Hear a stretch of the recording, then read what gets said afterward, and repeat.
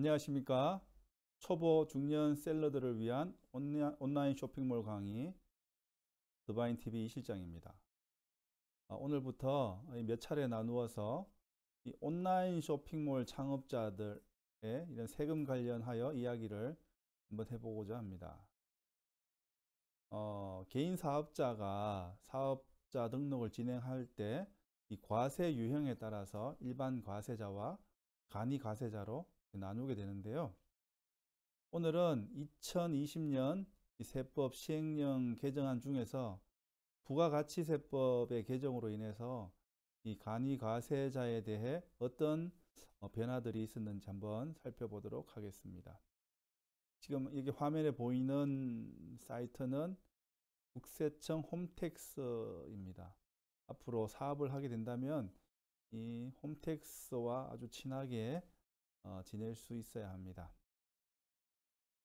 자, 간이과세자가 왜 중요한가 하면 정부가 소규모 자영업자의 세부담 경감을 위한 부분이기 때문입니다. 일단 이 부가가치세에 대해서는 일반 과세자는 10%를 적용하는 반면에 간이과세자는 이 품목별로 다르겠지만 1.5%에서 4% 정도에 적용이 됩니다. 이 굉장히 큰 수치라고 할 수 있을 겁니다. 아마 이런 얘기를 들어보셨을 겁니다. 물건을 팔고 나서 앞으로 남고 뒤로 미친다는 말이 있는데요. 이 당장 물건을 판매하고 나면 뭔가 남은 것 같은데 수수료 떼고 세금 내고 하면 남는 게 없다라는 뜻에서 이런 말이 있는 것 같습니다. 자, 이 간이과세제도 개편에 대해 오늘 이 세정신문과 또 제가 어디서 발췌해온 블로그의 글을 보면서 한번 살펴보도록 하겠습니다.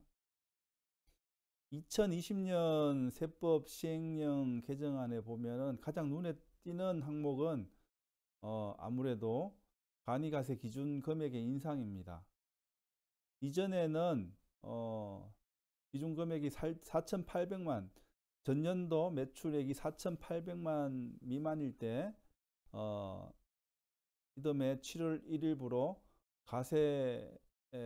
간이과세자로 이렇게 변경이 되었는데 이 금액이 4,800만 원에서 8천만 원으로 인상이 되었다는 점입니다.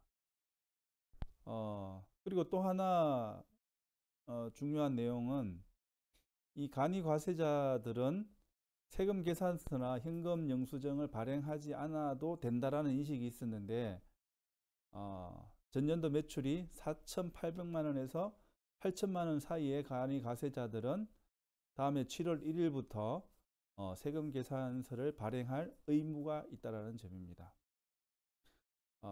그리고 또 하나 주의 있게 봐야 될 항목은 뭔가 하면 이 간이과세 배제업종이라고 있습니다. 내가 이 세금 혜택을 위해서 간이과세 사업자 등록증을 발급받고 싶은데 그 업태에 이런 업종이 들어가면은 간이과세로 인정되지 않고 일반 과세자가 된다는 것이죠.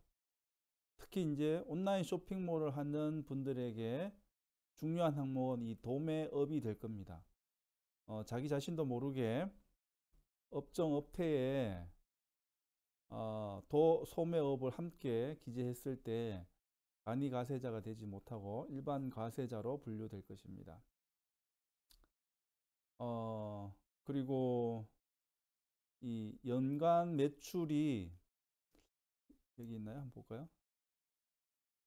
연간 매출이 4,800만 원 미만인 경우 이들 영세 간이과세자라고 하는데 이들에 대해서는 부가가치세가 면제가 되는 그런 조항도 있습니다.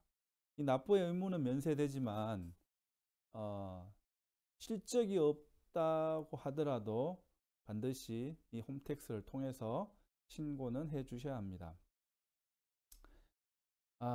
마지막으로 이 위 조건들에 의해서 이제 간이과세자가 될 수 있음에도 불구하고 나는 어떤